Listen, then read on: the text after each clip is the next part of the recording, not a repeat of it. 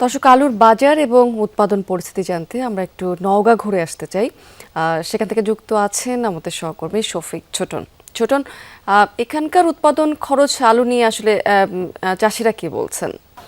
স্মৃতি, এখানকার আলু চাষিদের অবস্থাও কিন্তু খুবই নাজেহাল পরিস্থিতি এবছরও।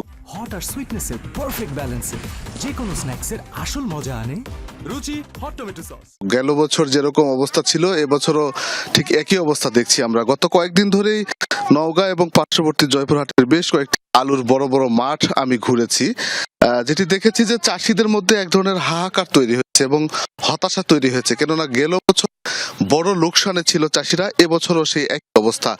এখন মাঠে যে আলুগুলো তোলা হচ্ছে সেগুলো হচ্ছে পাপড়ি জাতের আলু, বিশেষ করে ভরা মৌসুমের আলুগুলো তোলা শুরু হয়েছে।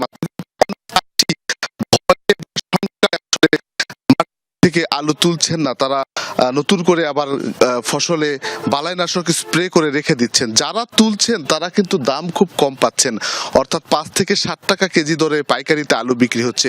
যে আলুগুলো বিক্রি হয় মাঠ থেকেই, সেই আলুগুলো কিন্তু মাঠে বিশেষ করে আমরা দেখেছি যে ঢাকা, চট্টগ্রাম, খুলনা, যশোরের যে ব্যাপারীরা আসতো সেগুলো কিন্তু আমরা দেখছি যে কোনো ব্যাপারই নেই।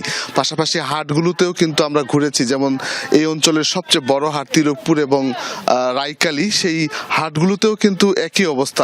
চাষিদের মধ্যে হাহাকার তৈরি হয়েছে। তারা বলছেন যে উৎপাদন খরচ করেছেন তারা, অর্থাৎ চড়া উৎপাদন খরচ, প্রতি বিঘা আলুতে, পাপড়ি জাতের আলুতে খরচ হয়েছে 25 থেকে 30 হাজার টাকা, অথচ সেই জমি থেকে যে ফলন পাওয়া যাচ্ছে সেই ফলন বিক্রি করে লাভ তো দূরের কথা, অর্ধেক দর উঠছে না।